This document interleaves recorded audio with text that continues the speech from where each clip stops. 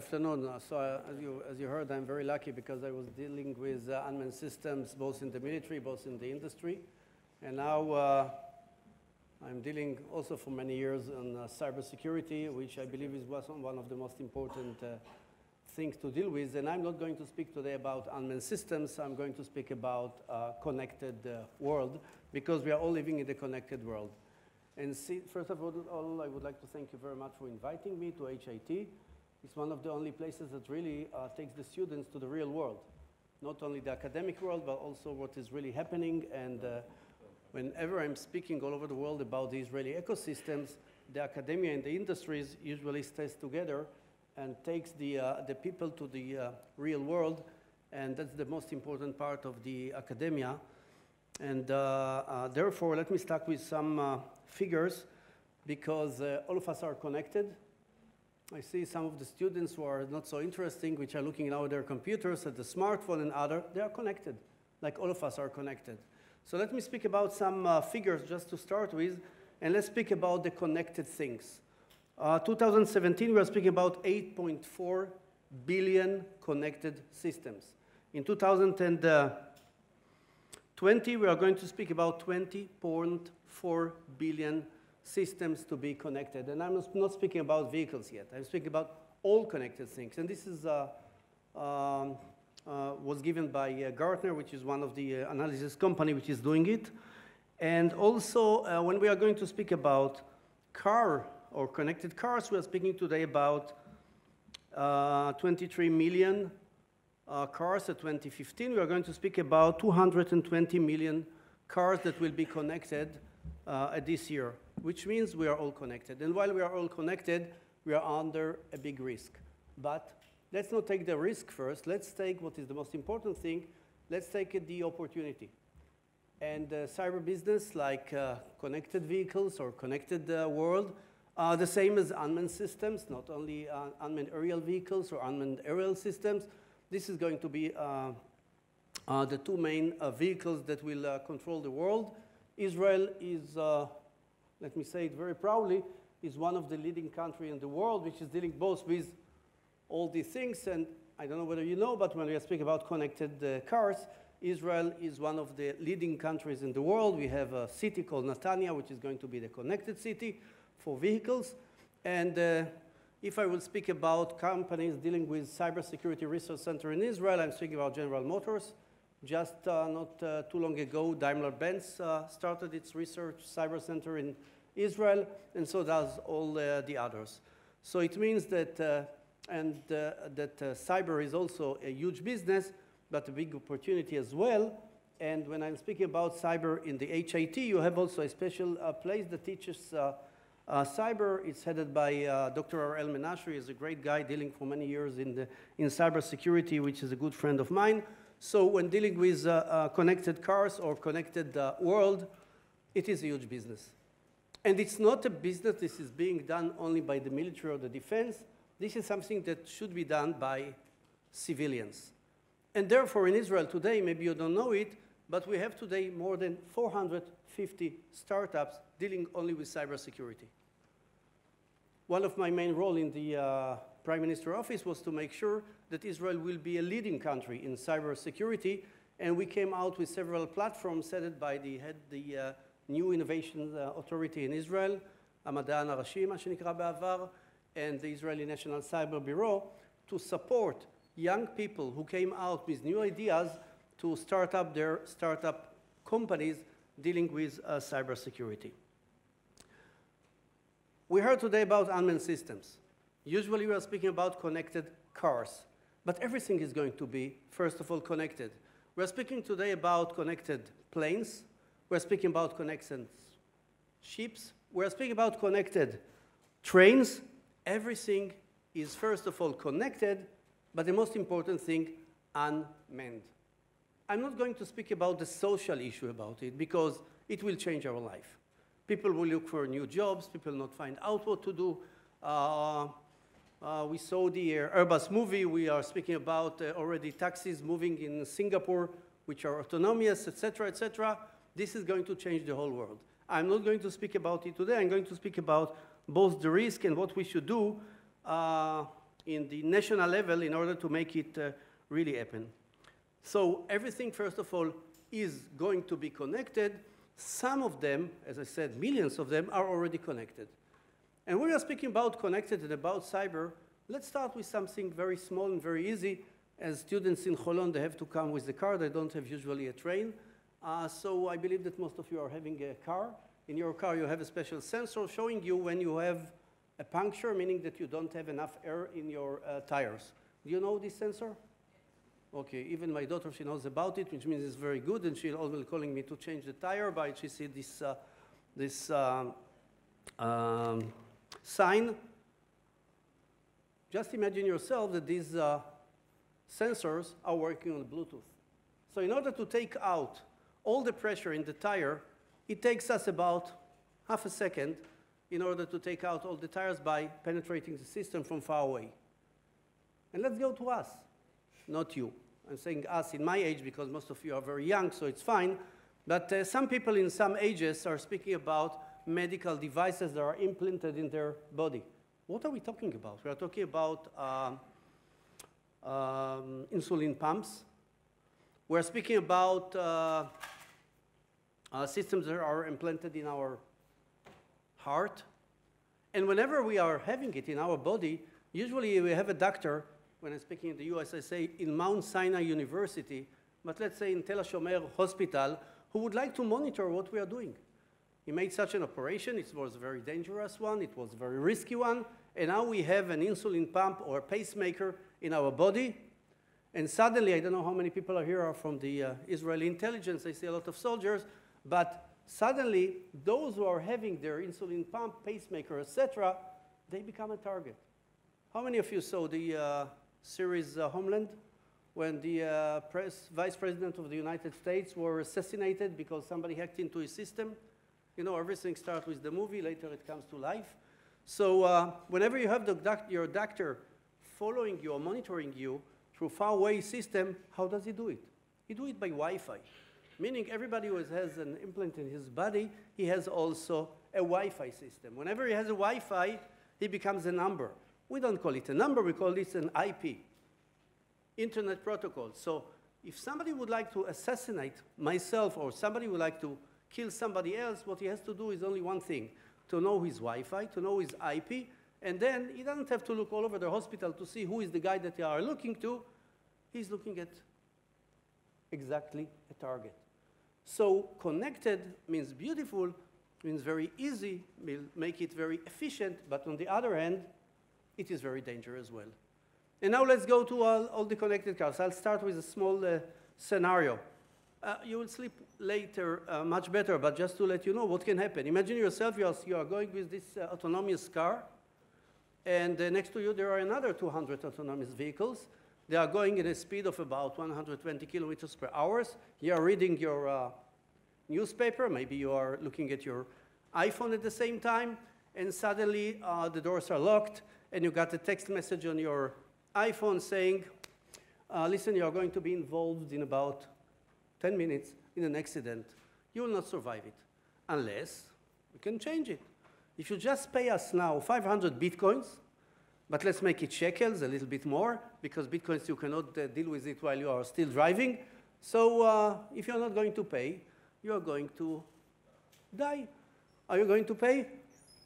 Sure. Now imagine yourself, you are going on a Boeing 787 Dreamliner, and without a pilot, without almost anybody, which is fully autonomous and fully connected to the ground and to other planes as well, and you got the same message. Meaning that everything which is connected is also under risk, and this is, by the way, one of the reasons that it will take a little bit more time, but not more than 5 to 10 years, I believe, to have vehicles and other systems which are not, which will not be fully autonomous. So while we are dealing with it, let's see about what else in our life are connected. Why it is so dangerous. So we are speaking about financial as well. All of us are looking at their financial background and their financial systems through the smartphone. So the smartphone became one of the systems that really takes you directly to the bank. And if we still think that all the banks are fully secured, that's a good story. But let's say that they are trying at least their best and they have all the money to do it. But whenever somebody is connected through his smartphone to the bank, this is the way that the bad guys are going to try and take out his money. I don't know, since most of you are not people dealing with cyber, but I can tell you that today you're able to get demonstration by the very best hackers living in what we call the darknet, that if you would like to acquire from them a system, they are giving you a demo, showing you exactly what will happen if you are going to use their tools. And I can tell you that you can see a demo sorry, showing that somebody is now hacking into your system, taking 40,000, sometimes 400,000 Israeli shekels in front of your eyes. It happens while you know that it is happening. You will look at your bank account, you will still see the money, but as a matter of fact, the money already left you for a long time. So everything which is connected has a risk, and let's see what we are going to do about it. During the last weeks, we have heard, I believe most of you as well, about all kinds of attacks. I don't know how many of you heard about Petya, non-Petya, WannaCry, Bad Rabbit. These are nice words done by very bad people who would like to take whatever they can. If they can take your life, they will take your life. If they can get money out of it, they will take money out of it. But what they are trying to do is to become rich without doing anything which is coming out with a Tommy gun or with an Uzi into the bank and take the money. And therefore, big organization like Merck, which is dealing with drugs, was affected by non-Petya. They still didn't come out of it. And most of the hospitals, which are usually connected, in a minute we'll say how, most of the hospitals started to fight ransomware. You know what is ransomware? Ransomware is when you on your computer in the morning and there is a message, "Good morning, Israel, all your files have been encrypted, and unless you are going to pay us $5,000, all your files will be somehow disappeared." And usually, if I ask most of you, have you done a backup to your iPhone? Have you done any backup to your smartphone or something else? Most of you will say no. When do you usually say, "Oh, my life went out," when something happens to the phone? And therefore, ransomware became a very big issue. And ransomware is going to be one of the most affected ways by the attackers, we call them the hackers, in a minute we'll say who are they, that will try to get a lot of money from things that you have not done in a proper way. Another business which comes now much more, and this is a big, beautiful business, but it's a big threat, are drones. We spoke about drones. Most of the drones are not secured. As a matter of fact, I don't know one which is fully secured. And you can get today a drone for $250. And I'm thinking about the DJI, something good from China. And if you saw the YouTube about the Airbus, you can see what's really happening with Amazon today and eBay, how drones are coming directly to your place and bring the pizza out and then fly away. Now imagine yourself that you have about 2,000 to 20,000 drones going in one place together, and somebody just hack into the system. He doesn't have to hack on every drone. He has to hack into the control center or to the cloud. I'll speak about it. And while he's doing it, all of them are crashed for a second. So whenever we are dealing with these things, and look at this as an opportunity, not only as a threat, we'll find out, okay, what should be done? Who are the people who are trying to hack into your systems? Usually we think about, of course, criminals. We're speaking about the darknet, the deep web. People who are trying to get into the system and do the work. And, but let's see who are the hackers. The hackers can be anonymous. I'm sure that you heard about them. An hacktivism organization that tries to do the best thing, meaning to attack Israel usually every day or almost every day, or at least once a year on every April 7th of every year. But at the same time, there are also nations. Nations who are taking life by penetrating into the systems. If we take Russia, at least that is what coming from outsources, when the electricity at Ukraine went down because they shut 2 electric power grids, it means that people in Europe, while they have minus 20 degrees centigrade during wintertime, do not have water, hot water, do not have hot temperature. People are dying. So what is the biggest change that really happened, and connected cars are going to show it in a much more dramatically way, is that we have to be fully secured. And in a minute I will come out to speak about what is our role, what is the role of the government, what should we do in order really to make it happen. But this is not all. We spoke about drones, we spoke about autonomous systems all over. What about our life while speaking about our privacy? And what is our privacy? Our privacy is the new robots that are going to come and support us in our house. It is the iRobot, which is making our place clean. All of these systems, you don't even know whether they have a camera or they don't have a camera, whether somebody just hacked into the system, and what are they doing with all the information that they are having about us. When an iRobot is going into our house, he starts to collect and measure our places.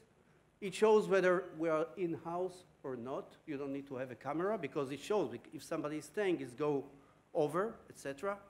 So all these systems, which I don't know if you heard about Facebook, whether they are listening to you or not, they don't have to listen. They just have to collect the information. And this information is very precious, and this information is a huge business. And dealing with what we call a big data analysis, this is something that is really changing the world, because this worth millions and millions of dollars. So just imagine yourself, how is it going to work?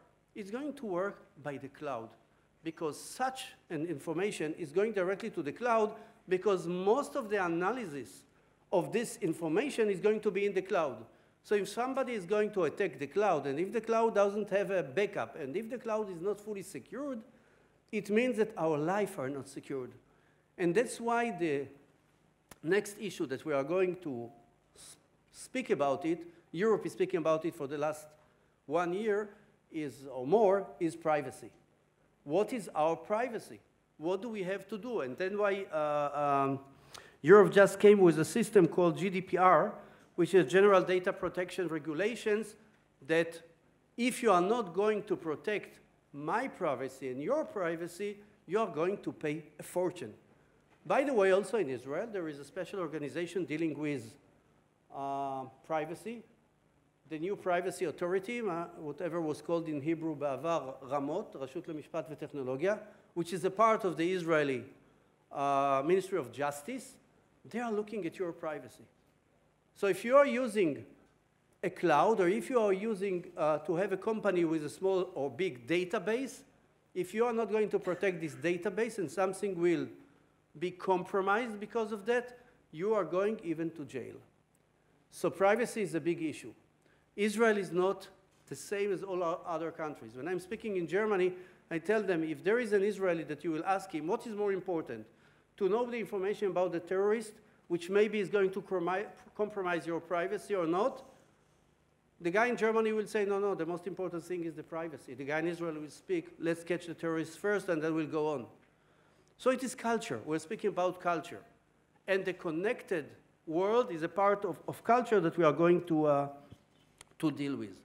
And if you are dealing with all these connected things, we will have to re-identify what is critical infrastructure. Israel identified critical infrastructure the first time in 2003. 2003, the Israeli Shin Bet became in charge of a new organization called NISA, National Information Security Authority, which was in charge of the critical infrastructure, and only about 28 companies were identified as critical infrastructure.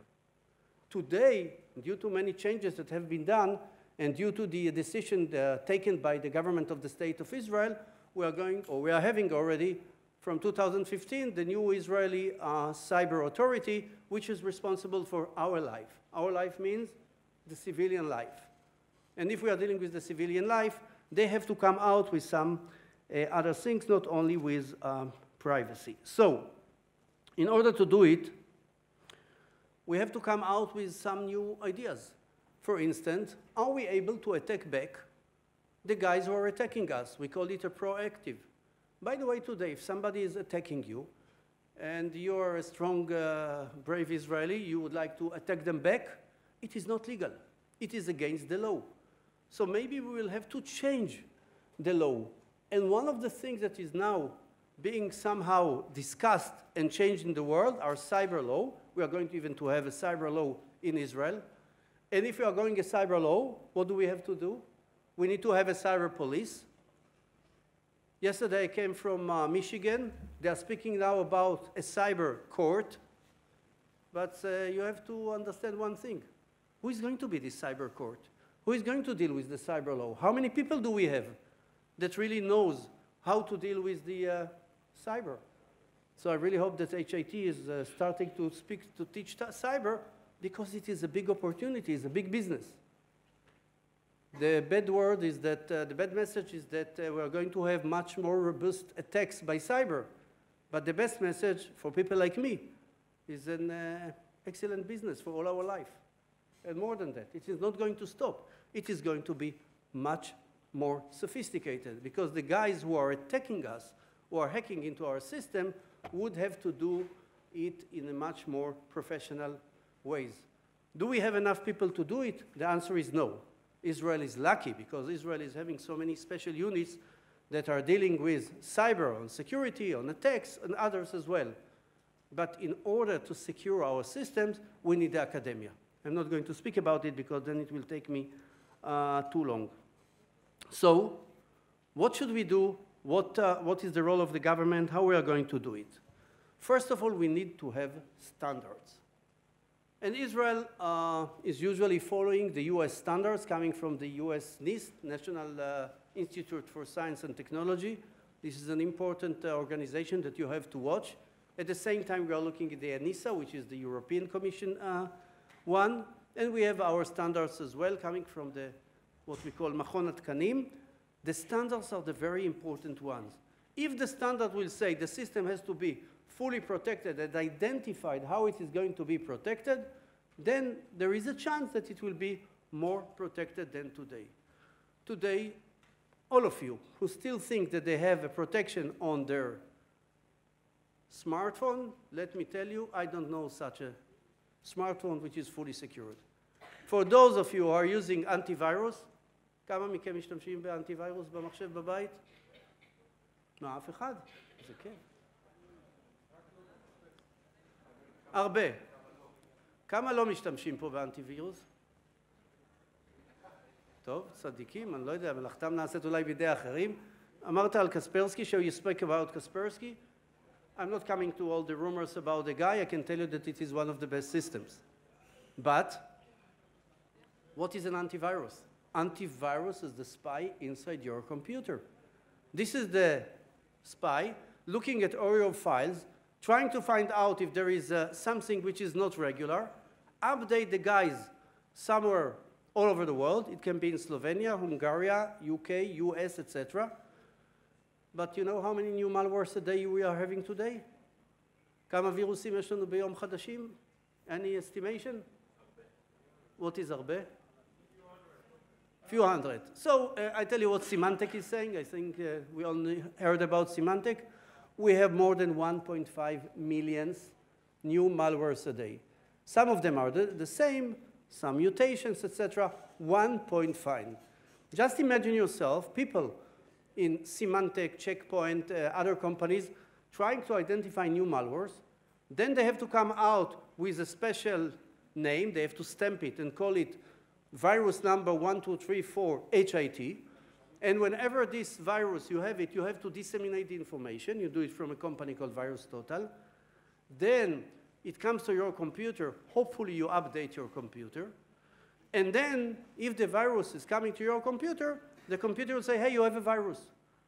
But what about the new APTs, Advanced Persistent Threats? What about Stuxnet, Flame, Shamun, all kind of Trojan horses that no antivirus can identify. I say it, and it's very important, because in the connected world, there will be new kind of attacks. There will be new solutions. And while there are going to be new kind of attacks, we'll have to come out, and this is the second issue, with new kind or new technologies that are not existing, or most of them are not existing today in the real world, how to protect ourselves. And I believe that there are these kind of solutions. And now imagine yourself that there is a law, and you have to work according to the law, but you didn't do it. Who is going to enforce the law to make sure that those who has to support you with connected vehicles, cyber solution, really did it? Hopefully, you as the good customers will decide we are not going to buy something which is not fully controlled. But if you heard about Mirai, the botnet that was using the DVRs and the cameras in the street to up as a communication way and as a calculation way, the password was the same one that most of you are using, a very strong one, 1, 2, 3, 4, 5, 6, that's all. But as a matter of fact, this is going to be the way that we are going to be attacked much more, and this is the thing that we have to do in order to eliminate it. Next one is cooperation. We have to share the information. So one of the things that was done just now in Israel, that we established the new Israeli National CERT, Computer Emergency Response Team. This is the place that you have to call if something happens to you.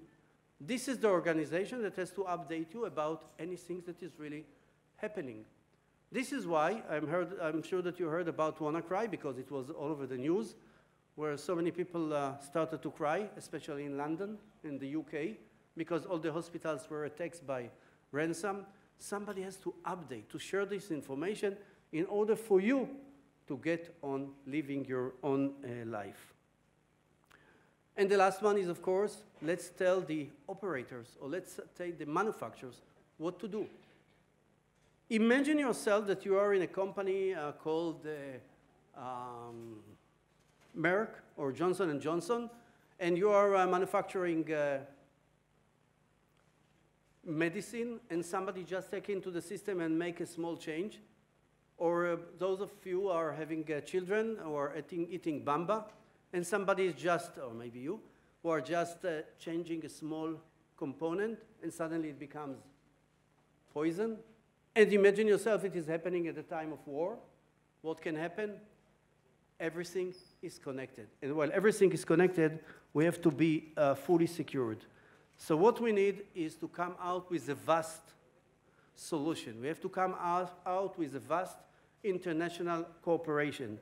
And just to finalize it, I believe that there should be a holistic approach, and the solution is a multidisciplinary solution. And if you look at some of the academias today in Israel, they are not dealing with cyber as an issue only for computer science, electric engineering, etc. They are dealing with it as law, ethics, etc., meaning it is an interdisciplinary faculties that have already started to come out all over. And the last thing, which is the academia started to do in Israel, we were one of the first in the world, and this was started in Ben-Gurion University of the Negev. They are teaching cyber as a master degree for the last 10 years, which is amazing. So we're living in a connected world. It is going to be much more connected. It is going to be much more beautiful, and it is going to be much more dangerous. And it is your hands to make sure that you will be, or we will be, much more secured, and it is on the hand of the government to make sure on the national level it will be done properly. Thank you.